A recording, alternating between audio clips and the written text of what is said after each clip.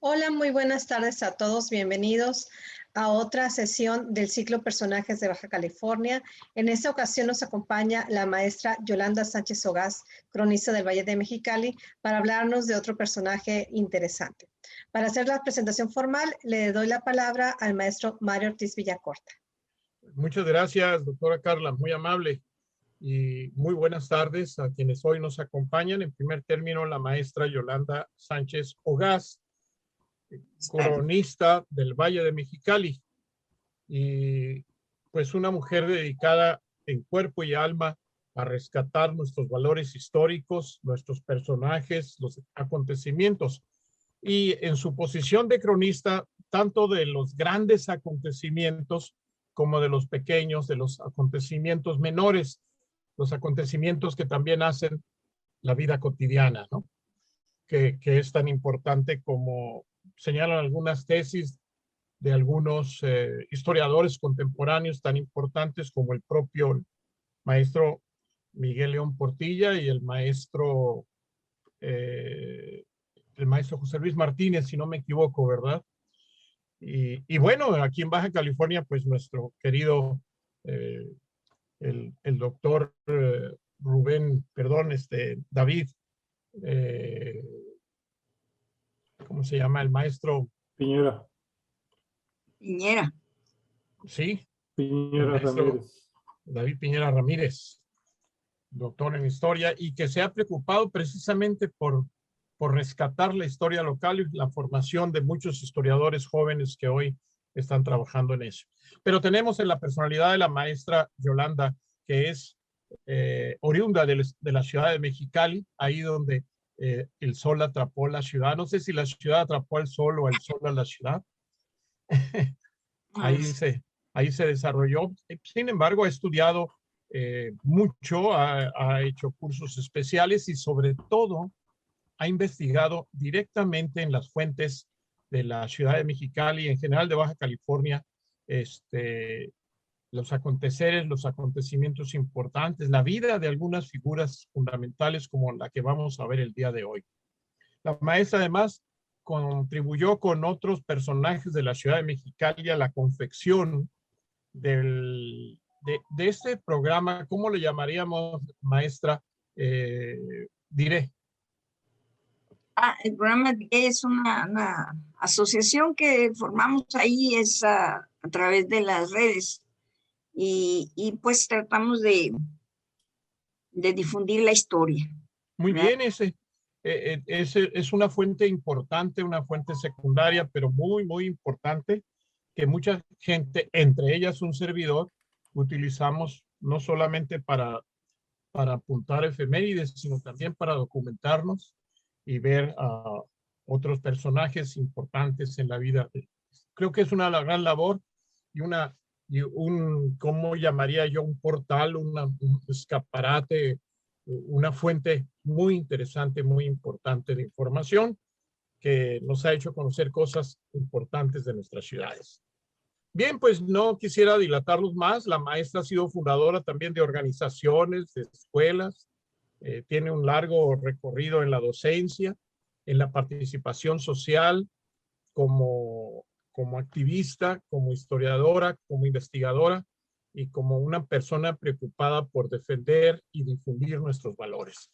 Ya no le quito más tiempo y la dejo. Ella está próxima a publicar un libro en la editorial La Rumorosa, que habla sobre los chinos precisamente en el Valle, en Mexicali y su valle, así se llama el libro, ¿no? Los chinos, en donde ella, de una manera muy seria, muy formal, muy respetuosa también, presenta pues la verdadera historia de los chinos en la ciudad de Mexicali, sin alteraciones y sin falsas interpretaciones, sino de manera muy objetiva, diciendo lo que fue en cada caso, lo que a ella misma le permitió conocer desde su niñez, pues vivió en el centro de la ciudad de Mexicali.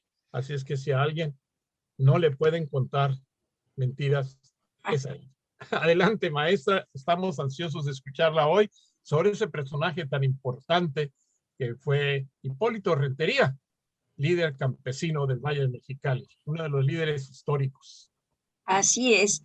Pues es uno de los problemas que yo siempre he encontrado en la historia académica. La historia académica no menciona a personas que de una o de otra forma ayudaron con sus acciones al desarrollo de diferentes pueblos.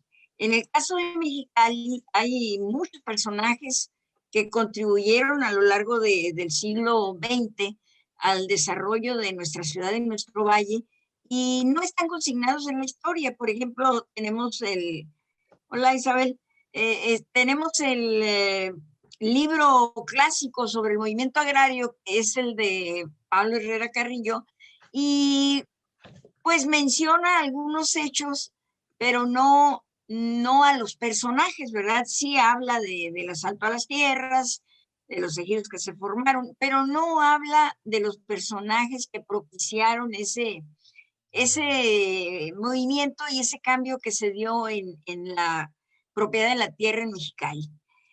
Como todos sabemos, Mexicali estuvo en poder de la Colorado River pues desde 1904, que adquirieron los terrenos, alrededor de 340,000 hectáreas. A lo largo del tiempo, esas 340,000 hectáreas, una parte de ellas se rentó a pues gente interesada en la siembra, como fueron grandes empresarios norteamericanos, chinos y muy pocos mexicanos.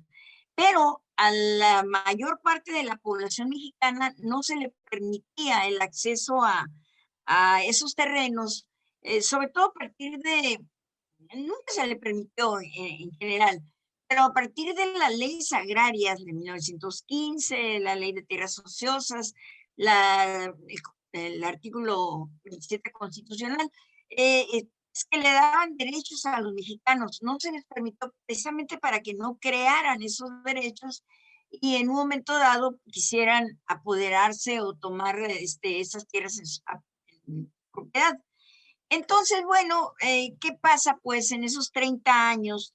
Mexicali sin comunicación con el resto del país, Mexicali tan alejado, tan separado por el desierto de Altar, por el mar, no tenía mucho contacto con México. Sin embargo, a lo largo de ese tiempo había pues corrientes de migrantes mexicanos que llegaban con la intención de adquirir tierras o de trabajar tierras y ni siquiera el trabajo les daban. Bueno, para 1927, que es cuando empieza la labor de Hipólito Rentería aquí, el trabajo que él realiza como dirigente,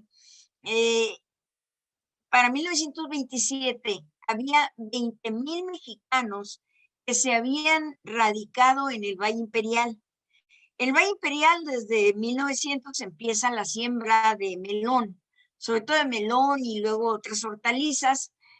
Posteriormente la siembra del algodón. Y bueno, pues los mexicanos que llegaban al no encontrar trabajo aquí en el Valle de Mexicali, se iban allá.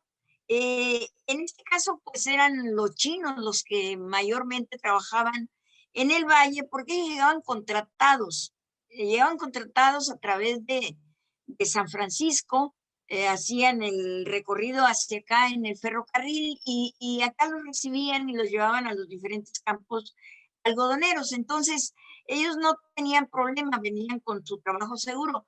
En cambio, los mexicanos que llegaban, salvo algunos grupos que llegaron porque el gobierno los traía, por ejemplo, en la época de Abelardo Rodríguez, algunos grupos de mexicanos venían contratados, pero cuando se terminaba el trabajo en el algodón, inmediatamente el gobierno los regresaba a sus ciudades de origen. Esto hizo que en Mexicali no hubiera poblaciones fuera de los algodones y de la misma ciudad de Mexicali, la pequeña ciudad de Mexicali en aquellos años, no había poblaciones porque no lo habían permitido las compañías. Bueno, en ese contexto, llega a Baja California Hipólito Rentería. Hipólito Rentería había nacido en Puruándiro, Michoacán, en 1900. Él nació el 13 de agosto de 1900 y vivió aproximadamente, pues, la primera etapa de su vida, 26 años, los vivió en las haciendas, trabajando en las haciendas de Puruándiro. Pero se viene la revolución, pasa la revolución, se viene el artículo 27 y las cosas no cambian allí. Ellos nos platicaban, yo afortunadamente tuve la suerte, a partir de 1983, que fui a trabajar al Valle de Mexicali, bueno, por interés propio, porque yo había conocido las fiestas de Michoacán de Ocampo desde que era estudiante de la normal, pero nunca supe de qué se trataba porque nomás nos llevaban a cantar. Entonces, me quedó ese interés, esa duda de por qué se celebraban esas fiestas, ¿verdad? No había entonces información al respecto. Entonces, bueno, cuando yo empecé a trabajar en esto de la historia, en el Instituto Nacional de Antropología e Historia, en el museo, me interesé en ir a la comunidad y afortunadamente tuve la suerte de entrevistar a 17 de los hombres que participaron en el movimiento agrario y a algunas mujeres que habían venido con ellos, que bueno, las mujeres en Mexicali no tuvieron participación en la lucha agraria, simplemente fueron las esposas las que les ayudaban con la comida y eso, pero sí sabían, ¿verdad? Sí conocían por qué había pasado todo lo que había pasado. En el caso específico de la viuda, entonces ya viuda de Hipólito Rentería, doña Petra Pérez Hernández, esta señora era una persona muy inteligente. Realmente cuando hicimos el museo fue ella quien nos proporcionó información y documentos, fotografías, porque bueno, pues había sido esposa del dirigente agrario, del primer diputado federal que hubo, de un dirigente de la Liga Agraria, de la Liga de Comunidades Agrarias. En fin, ella tenía información y sobre todo una persona muy inteligente, que le gustaba la lectura, sabía muchas cosas. Yo la visité casi semanalmente, 2, 3 veces por semana, a veces durante 17 años. Con ella aprendí gran parte de lo que fue el movimiento agrario y las acciones que realizaron estos personajes, ¿verdad? Que desafortunadamente pues no quedan en los libros de historia. Entonces, bueno, volviendo con Hipólito, él vivía allá en Puruándiro con todas las limitaciones que la hacienda les proporcionaba. Entonces, cuando en 1926 él organiza un grupo de rancheros, ¿verdad? Un grupo agrarista, para tomar la hacienda del Pilar donde ellos vivían, son perseguidos por los hacendados y por la cordada. Entonces salen huyendo, se van huyendo, veredeando, decía don Emigdio Mora, veredeando porque si se iban por los caminos los detenía la cordada. Llegaron a Pénjamo, ahí se suben al tren y llegan a Nogales.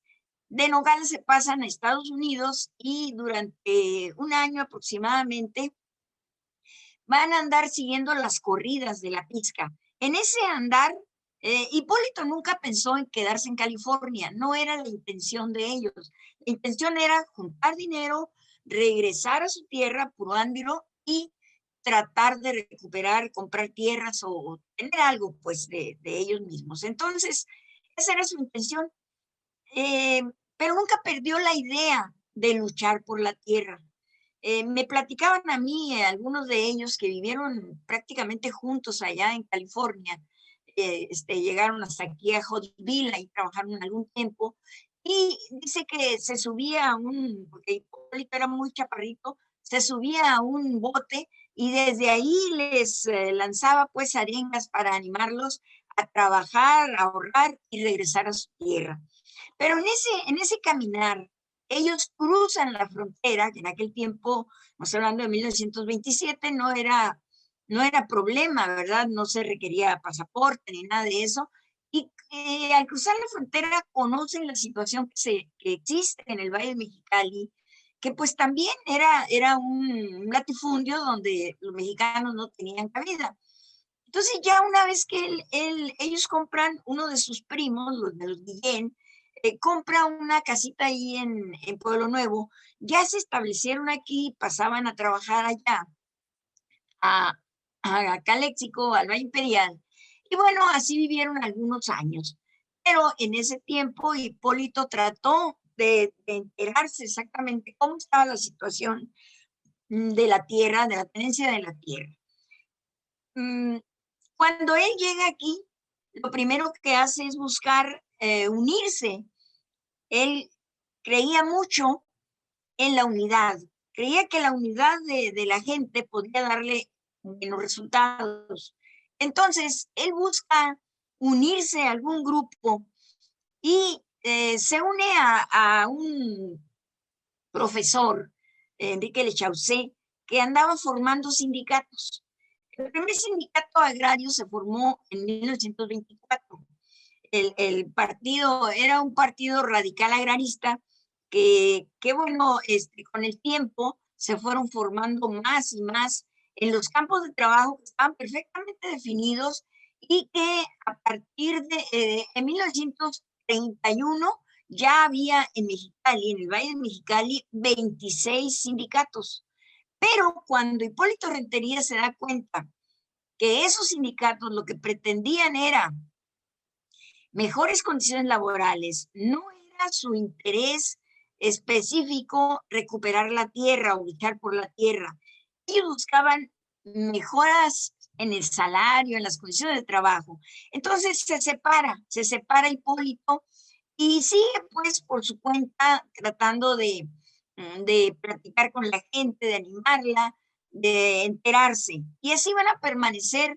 En 1936, cuando el presidente Lázaro Cárdenas firma un contrato de colonización con la Colorado River Land Company el 14 de abril de 1936, entonces se da la posibilidad, ese contrato decía que debían de vender 5,000 hectáreas en un año.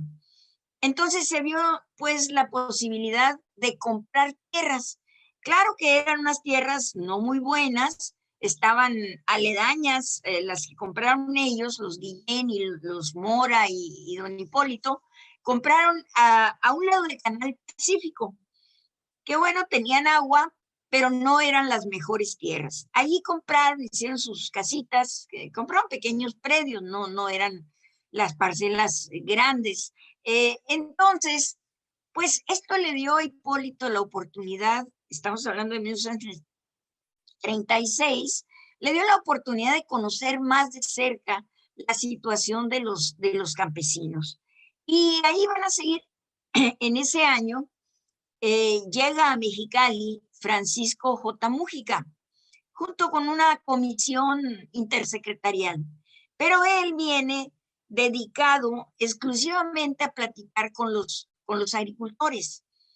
Entonces se reúnen en el rancho que le llamábamos nosotros el rancho Lee, ¿verdad? Era del Leroy Leader norteamericano. Ese rancho fue muy conocido por todos los mexicalenses porque había un canal, el canal Lee, había el puente Lee. Ahí en el puente Lee se aparecía una señora de blanco, decía la gente. Entonces, todos sabíamos en el rancho Lee en aquellos años, ¿verdad? Hasta los años 60, 70, todavía era muy famoso. Ahí en el rancho Lee se van a reunir.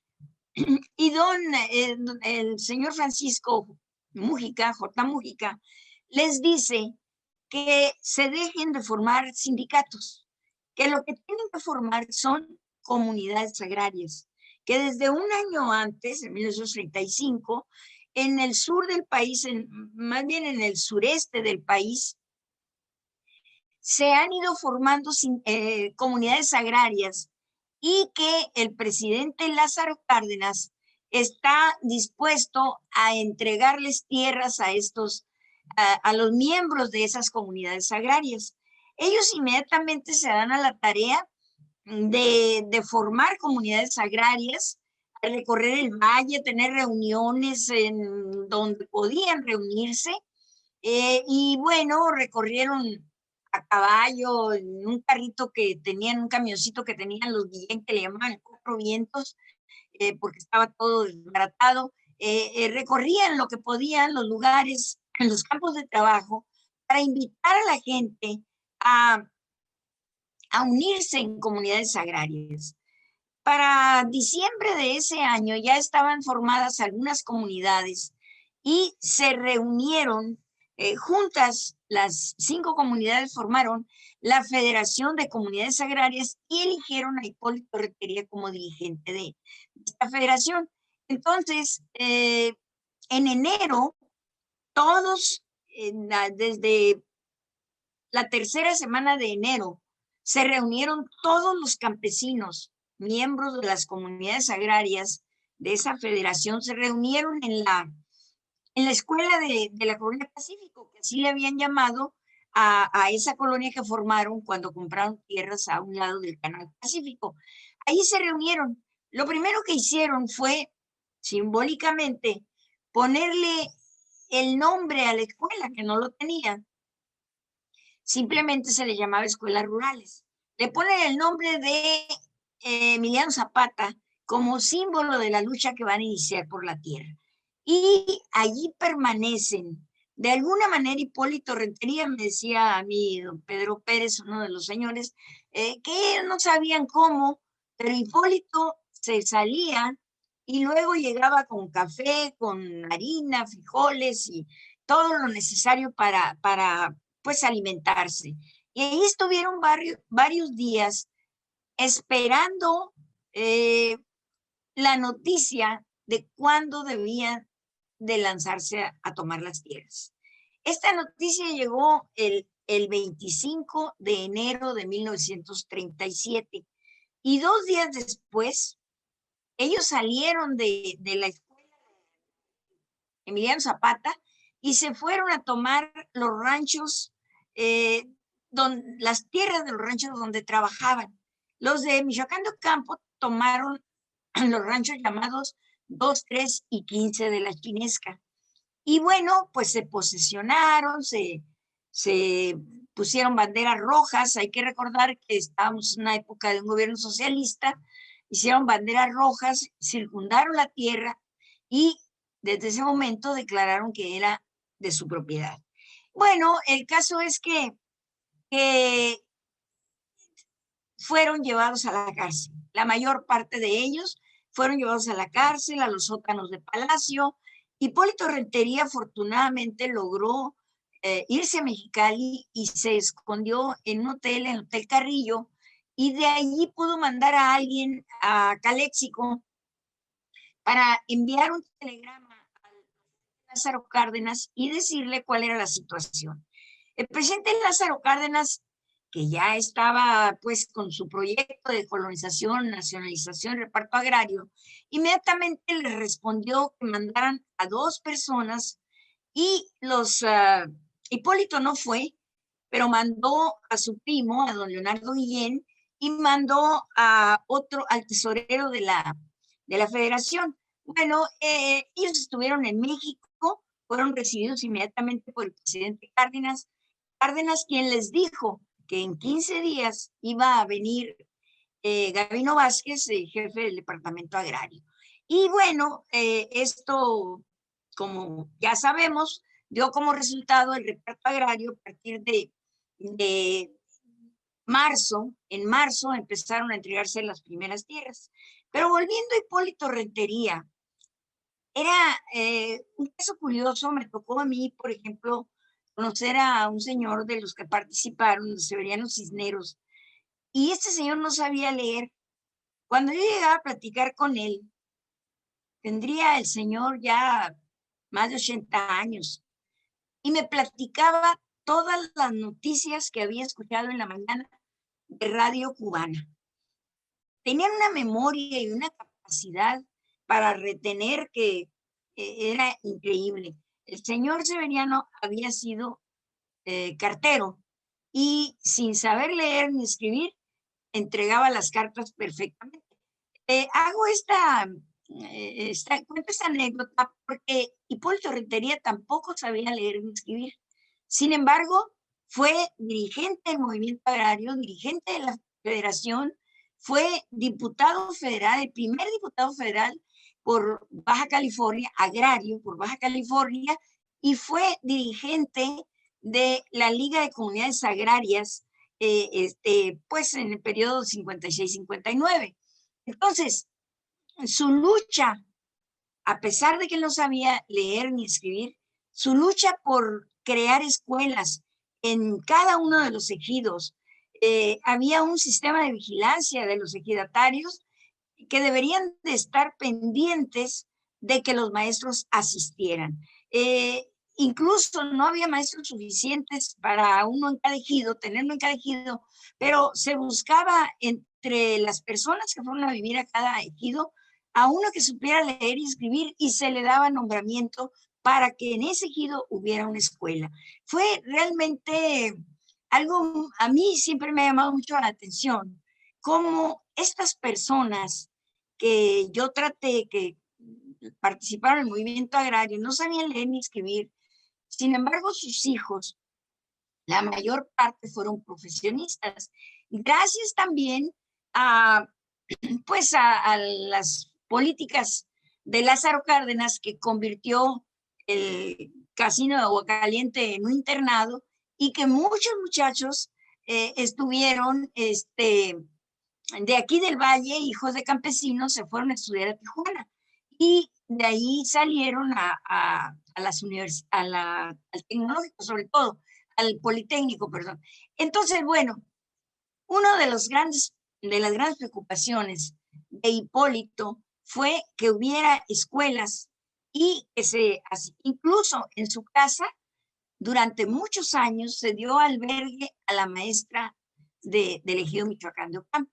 Bueno, en diciembre de 1937, en la escuela Jicotenca, es electo diputado federal.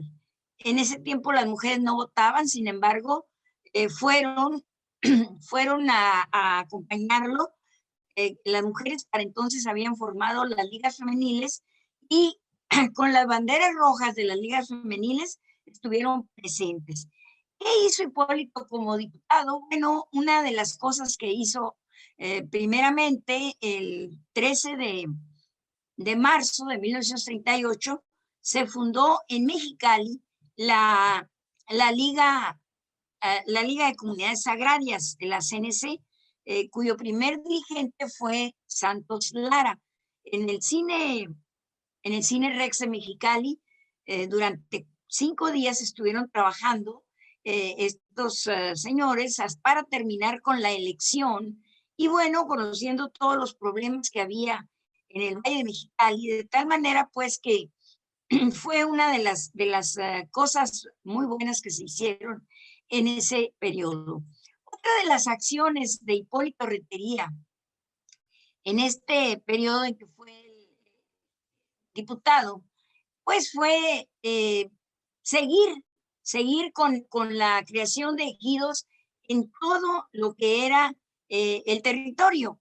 En ese tiempo, territorio norte de Baja California, hicieron algunos, por allá el ejido Heréndira, el ejido Mazatlán, el ejido El Porvenir, toda la obra agraria se extendió hasta el sur de lo que entonces era el territorio norte de Baja California.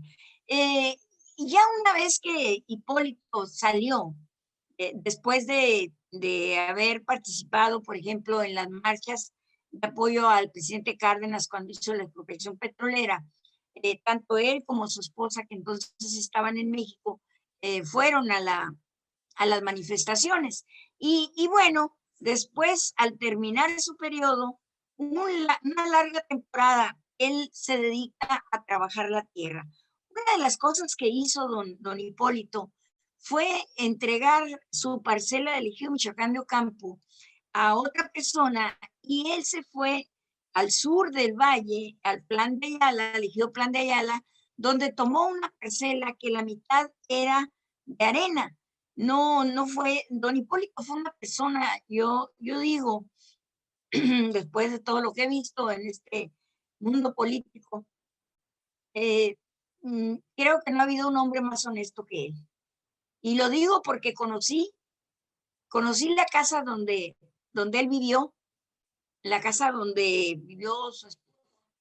Cuando yo la conocí a ella en 1983, a doña Petra, su casa eran 2 pequeños cuartos de adobe y un anexo que era también de adobe, pero tenía techo de tule y piso de tierra. Entonces fue, y tengo que reconocer, un candidato a la presidencia municipal que estuvo por ahí. Yo aproveché que había platicado con doña Petra, que era una señora muy platicadora, muy inteligente, y fui y le hice un escrito, le solicité que le ayudaran, le arreglaran la casa y lo hicieron. Ya sus últimos años los pasó en una casa cómoda, con baño, con todo lo necesario. Entonces, pero les hago mención de esto porque para mí es una muestra de la honestidad de don Hipólito Rentería. A pesar de ya no tener público desde 1941 hasta 1956, él permaneció siempre en apoyo a los campesinos, siempre estuvo interesado. Doña Petra decía que si esos árboles hablaran, unos pinos que tenían frente a su casita, que si esos árboles hablaran, porque ahí llegaron gobernadores, dirigentes nacionales, a mí me tocó ver todavía diputados, todo tipo de personas, y no llegaban solamente a visitarlo, llegaban a pedirle consejos sobre las del Valle de Mexicali, líderes de las ligas agrarias, en fin. Don Hipólito fue un líder nato que más que nada intentó llevar a cabo la obra cardenista, el espíritu de unidad para lograr cosas, el trabajo para los demás, en fin, fue un hombre, la verdad, sin mucha comparación en los días que después hemos conocido a través de los medios. Y bueno, entre las obras materiales que él realizó, que pudiéramos decir que fue parte de esas obras, uno de los jóvenes que estudió en Tijuana es Jesús Solorio. Jesús Solorio estudió en Tijuana y destacó de tal manera que logró una beca del gobierno y con esta beca él se fue a estudiar a México, al Politécnico, en la carrera de ingeniería mecánica eléctrica. Fue el primer graduado, don Jesús Solorio, el primer graduado del Valle de Mexicali, primer profesionista. Y bueno, él cuando regresó, después de haber andado por varios estados trabajando, en 1954 regresó y junto con Hipólito crearon un proyecto de electrificación. Resultado de esta investigación que hicieron en todo el territorio fue la creación de una Secretaría de Energía o algo así tenía el nombre, y esta se dedicó a colocar energía eléctrica en poblados del Valle y del territorio de Baja California. Los primeros 2 poblados que se electrificaron gracias a este proyecto de Jesús Solorio fueron el Valle de Guadalupe y San Vicente en 1955. Posteriormente, en el 57, se electrificó el Michoacán de Ocampo y otros ejidos, el ejido Tabasco, el ejido Jalapa, San Felipe, y bueno, fue gracias a este proyecto que elaboraron estas 2 personas que eran, a don Jesús Solorio lo traté mucho tiempo y era un enamorado de su tierra, a pesar de ser profesionista, nunca se despegó de Ejido, donde tenía una parcela. Y bueno, fueron gente muy entregada. De hecho, cuando hicimos la propuesta de crear un museo allí, precisamente don Jesús Solorio fue una de las personas que más nos apoyó para que nos dieran el edificio viejo de la escuela que se construyó entre 1938 y 40, y en ese edificio se reconstruyó gracias a la buena disposición a quien le solicitamos. El gobernador Óscar Bayón Chacón nos dio los recursos y la gente para hacer esa reconstrucción. Y bueno, ya el museo tiene desde 1989 funcionando pues bastante bien, ¿verdad? Entonces, gracias a este señor Jesús Solorio que nos apoyó en eso. Pero pues junto con Hipólito hicieron la electrificación de algunos lugares del Valle de Mexicali. Curiosamente, no es un personaje conocido, ¿verdad? No aparece. Yo he buscado en muchos libros que he tratado de leer sobre el movimiento agrario, sobre la tenencia de la tierra más bien, y no aparece. En el más completo, que es como la Biblia para quienes conocer el Valle de Mexicali, que es el de Pablo Herrera Carrillo, no aparece, no se le menciona para nada a don Hipólito. Y bueno, un dato que se me hace curioso es que gente de Puruándiro, interesados en la historia de la gente de Puruándiro, que ha salido o que tuvo que salir por problemas de tipo agrario, pues dieron con don Hipólito acá en Mexicali.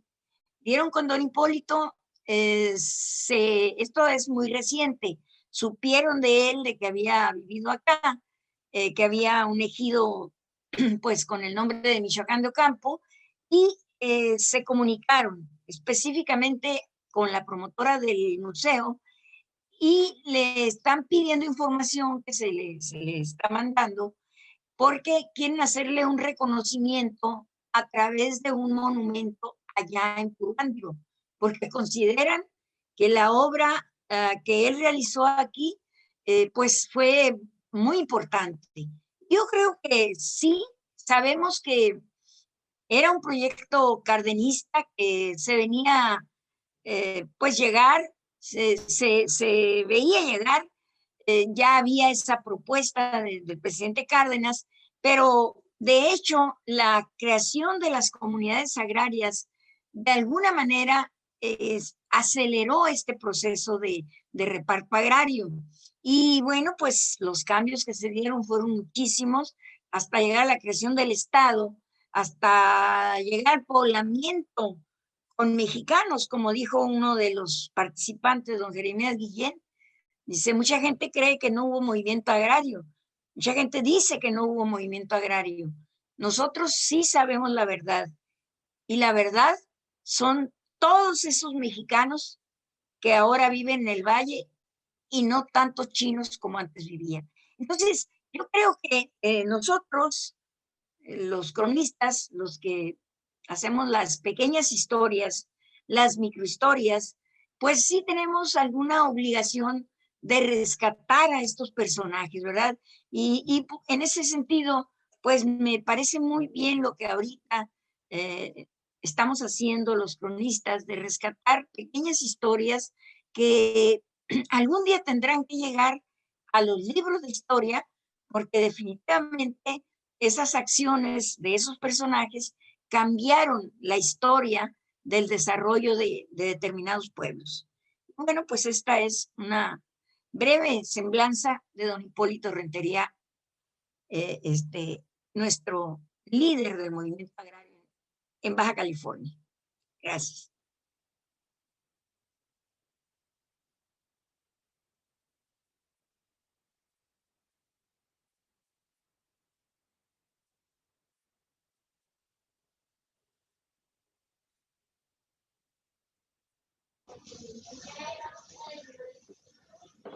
No se oye, Mario.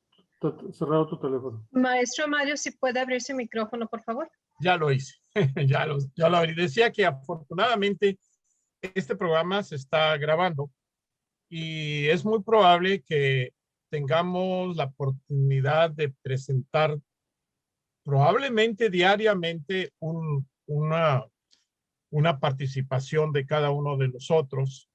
Durante un mes, por ejemplo, ya habíamos platicado de esto con la doctora Carla, incluso ella misma lo había visto, que pudiéramos tener un programa editado de media hora o tal vez más todos los días durante el mes, de la mitad del mes de septiembre a la mitad del mes de octubre, ya que a nosotros nos toca terminar la administración el día 31 de octubre, que es un día domingo.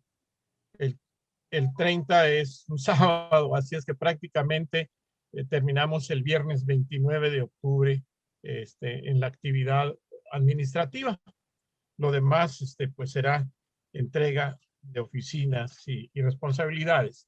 Y este trabajo como el que acaba de presentar la maestra es muy importante y debe ser difundido. La propuesta que de alguna manera ella misma ha esbozado en este momento es que todos nosotros contribuyamos con los personajes que hemos presentado a hacer un libro, ¿no? Y proponerlo en las escuelas, una especie de folleto con pequeñas biografías que sea muy fácil de leer. Yo creo que va a llegar un momento en que podamos hacer estas cosas. Si no lo hacemos en lo individual, lo podemos hacer colectivamente como organización, con las autoridades que correspondan, o si no, con nuestros propios recursos. Creo que podremos hacerlo. Pero volvamos al texto. ¿Tienen alguna pregunta, alguna observación con la maestra? No voy a decir que reclamo porque creo que lo ha hecho maravillosamente, ¿no? Ha manejado el tema magistralmente. Pero si tienen alguna pregunta, si no, yo por aquí parece ser que el arquitecto Torres tiene una pregunta. No se oye. Sí. Una pregunta, pues más bien es una duda. Muchas gracias, me gustó mucho la exposición que dio acerca de este personaje. Entonces me quedó a mí la duda. Quisiera imaginar yo de qué manera él contribuyó con las comunidades y en aquel entonces el reparto agrario. Antes, a partir del 37, posteriormente, cuando ya empezó la electrificación con el ingeniero Solorio, ¿de qué manera creció la población en Mexicali para considerarse ya de vital importancia que posiblemente ya en el 53, cuando el primer gobernador se subió a nivel de municipio, más o menos alrededor, de qué manera estaba la población en aquel entonces y de dónde procedían principalmente la población de Mexicali en aquel entonces? ¿Tendrá usted alguna idea? Sí, la población venía de diferentes lugares, pero principalmente de Guanajuato, de Michoacán y de Jalisco. Y la mayor parte de esta gente que llegaba desde principios del siglo, pues se iba a Estados Unidos, se regresaba a sus tierras. Entonces, ¿cómo contribuyeron ellos a que la población se estableciera? Que eso fue lo importante. Una de las cosas que sorprendían a la gente encargada, a la gente del gobierno, era que no hubiera poblaciones fuera de los algodones. Para 1936, que llega la Comisión solamente hay dos poblaciones más o menos importantes, que es los algodones y la misma ciudad de Mexicali. Por ahí se habían formado algunas pequeñas colonias como la Progreso, por ejemplo. Cantú había repartido tierras y había por ahí pequeñas colonias, pero no había poblaciones estables ni había, por ejemplo, la gente que tomó las tierras de Michoacán de Ocampo o de otros ejidos que se formaron, ellos dicen, no había nada. Curiosamente, los chinos, después de 36 años o de 30 años de estar viniendo a trabajar, los empresarios chinos, estadounidenses, japoneses, no dejaron nada construido, ¿verdad? Allí en Michoacán de Ocampo, por ejemplo, los 3 ranchos que había, que eran en grandes extensiones de cientos de hectáreas, solamente había quedado un cuarto que se usó como escuela al principio, que era un cuarto como de bombas de la Colorado River. Era lo único que encontraron. Había que hacerlo todo. Entonces, por esa razón, pues no había ni agua ni electricidad más que en los canales, ¿verdad? Pasaron muchos años para que se viviera con ciertas comodidades en el Valle de Mexicali. Y bueno, don Hipólito, la obra que él realiza de formar estas comunidades, de establecerlas en determinados lugares y que allí se asienten, ¿verdad? Buscar que se queden ahí, que no se vayan. Al principio no fue fácil, porque había muchos hombres solos. Entonces estos que hacen los hombres solos y las mujeres se iban. Entonces el problema fue asentarlos y que crearan sus ejidos, ¿verdad? Sus núcleos ejidales. Esto desde luego fue visto también por el presidente, por quienes se encargaron de la distribución de la tierra, porque se hizo un núcleo urbano donde se le dio a cada familia una hectárea y una hectárea para escuela y una parcela escolar cercana. Y bueno, esto se trataba de que la gente en su hectárea pusiera su casa, sembrara, tuviera animalitos que también el gobierno les entregó para que se asentaran en estos lugares. Y fue así como el Valle de Mexicali empezó a poblarse realmente, ¿verdad? Pues, gracias a esta acción agraria que se realizó y que, repito, mucha gente dice que fue una obra del gobierno y sí lo fue, porque una de las cosas que prepararon esta acción agraria fue, por ejemplo, en 1936 cambia la ley de colonización con el presidente Lázaro Cárdenas y se dice, no más extranjeros entrarán a Baja California. ¿Verdad? Esto en preparación, pues, de traer contingentes mexicanos, sentarlos aquí. Eso fue lo que hicieron. El trabajo de Puerto Rentería fue recorrer todo el valle y todo el territorio hasta el sur.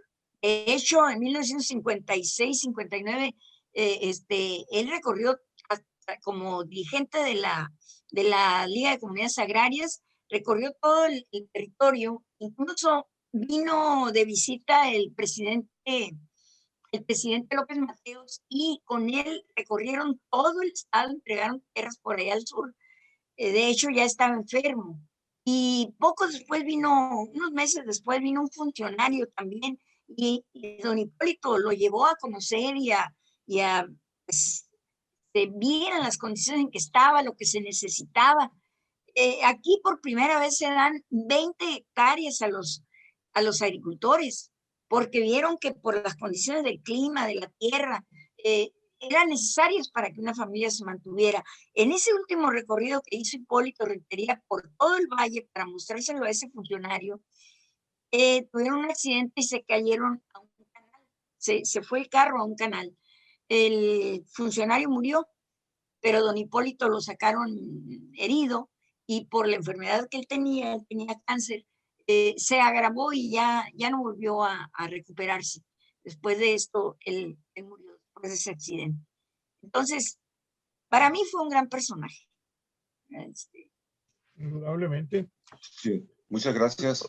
Ya me permitió visualizar las penurias, las dificultades, todos los problemas que pasaron esos primeros colonizadores de Mexicali, ¿verdad? Verdaderamente admirable. Muchas gracias.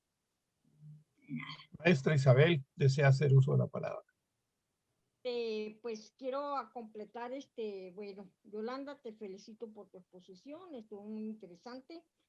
a completar un poco o aclarar un poco que es muy importante que cuando se compra a Nacional Financiera, los restos de la Colorado River Line Company empiezan a aparecer compañías fraccionadoras en Baja California. Al menos aquí yo lo tengo estudiado en Mexicali muy particularmente.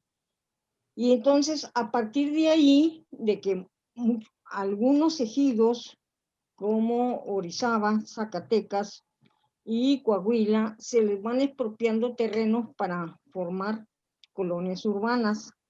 Entonces, de esta manera, pues Mexicali, la ciudad de Mexicali estaba estrangulada. Entonces Mexicali va creciendo, pero sigue llegando gente del interior del país y es la época en que se asientan mucha gente en la zona, en el DREN 134, que es un DREN insalubre, pero que desde la época de Francisco Borges se les había autorizado a asentarse ahí. Entonces, pero sí es importante ver cómo a partir del 45-46 se empiezan estas compañías fraccionadoras y se empiezan a organizar las colonias urbanas. ¿Sí? Entonces, de esta manera, pero sin embargo, como les digo, va llegando gente de distinta situación socioeconómica y se van asentando.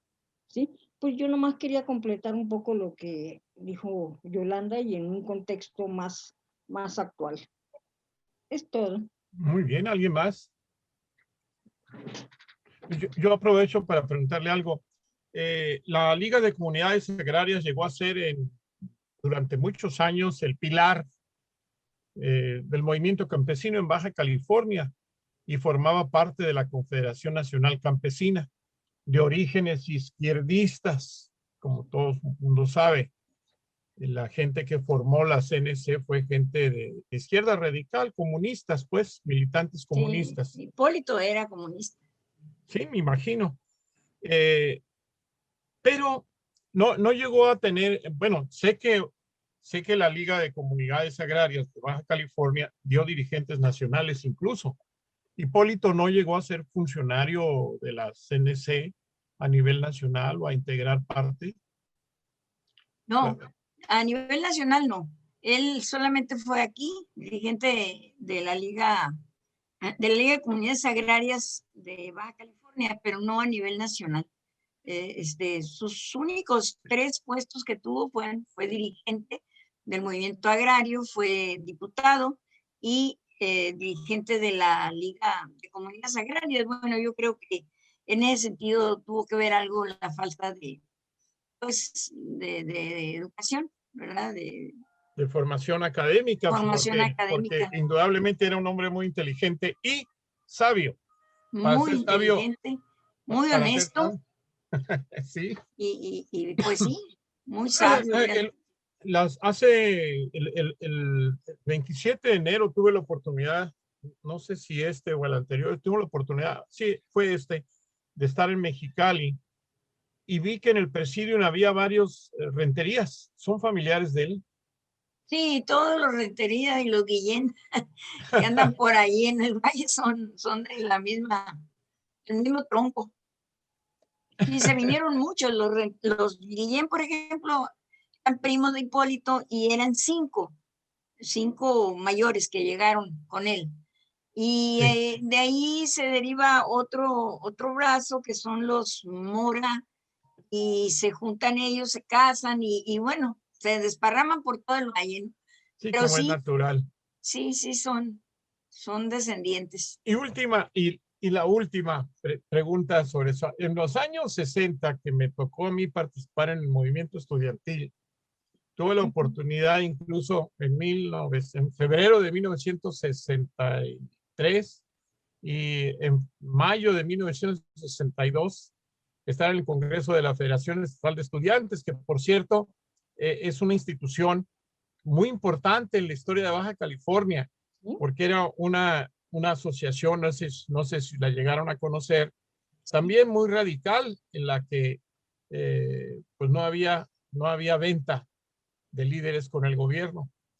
Y sí me acuerdo muy bien que en esa época surgió la Liga Agraria Estatal, que se oponía a la Liga de Comunidades Agrarias, encabezado por un líder de izquierda, que también, pues, muy inteligente, él era sinaloense. Garzón.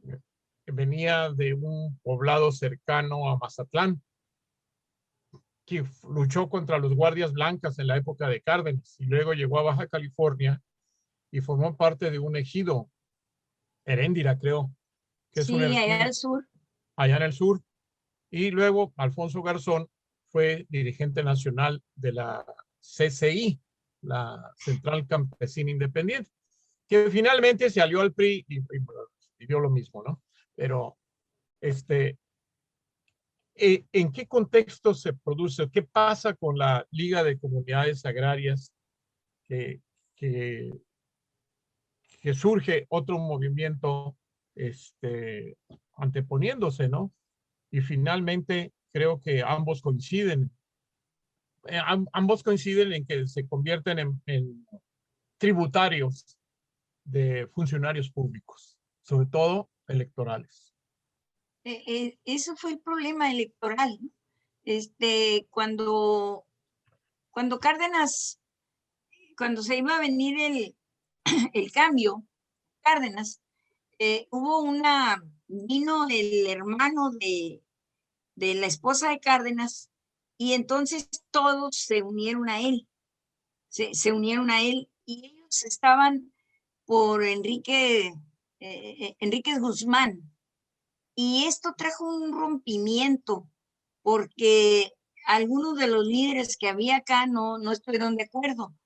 Doña Petra me platicaba que ellos habían unido a ese grupo, pues porque era el hermano de doña doña Amalia Solórzano de Cárdenas, y eso fue lo que trajo, incluso ellos estuvieron detenidos, los encontraron allí en el crucero, los detuvieron, y don Hipólito traía una pistola, porque se permitía traer pistola. Cárdenas les había permitido de las armas desde el 37, cuando había la diferencia entre agraristas y colonos. Entonces, él trae una pistola y eso fue pretexto para que lo detuvieran un día o algo así. Pero en realidad, ese movimiento garzonista, pues dividió a los campesinos. Ahí empezó el problema.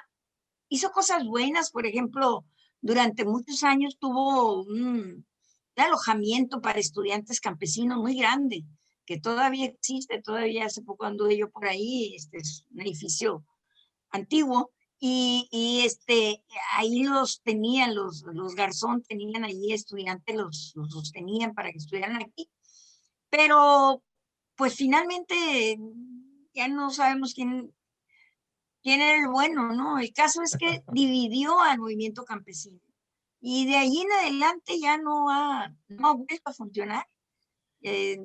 Los diferentes movimientos que ha habido a lo largo de los años no han servido para unificar nuevamente, como era la idea de Hipólito, ¿no? Que unirse los campesinos para lograr, pues, algunas mejoras en su vida.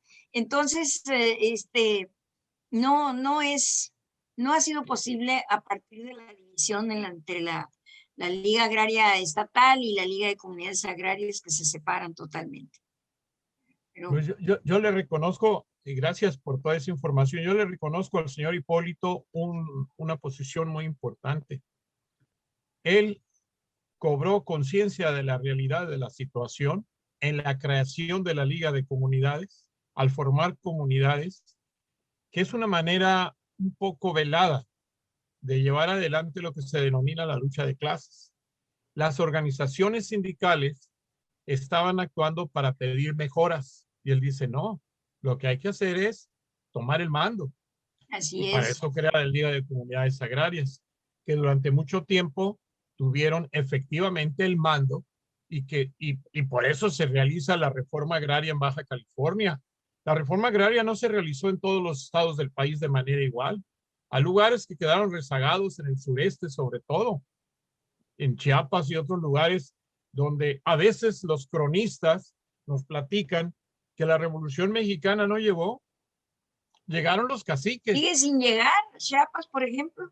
Chiapas, y eso lo sé yo pensaba, bueno, el general fulano de tal fue gobernador, el general fulano de tal también, Perengano de Abrán, pero resulta que nos platican los cronistas en los congresos todas las vicisitudes que pasaron y cómo se levantó un muro para que la Revolución Mexicana no llegara a lugares como Chiapas, como Quintana Roo. En cambio, en lugares como Tabasco se desarrolló ampliamente. Así porque Pero ahí aquí en Baja estuvo California, Garrido, ¿no? Garrido fue el que levantó Carnaval, ahí. sí. Ujú, Garrido Carnaval, sí. exactamente. Pero en fin, bueno, si tiene alguien más alguna pregunta, porque de aquí le sale a uno muchas ganas de seguir plática. Ya veo a la maestra como que le hace falta un café. No, Isabel será. Yo no tomo Por café. cierto, no le dimos la bienvenida a María Isabel Verdugo. Gracias, porque ya habíamos empezado. Sí. Bueno, le agradecemos a la maestra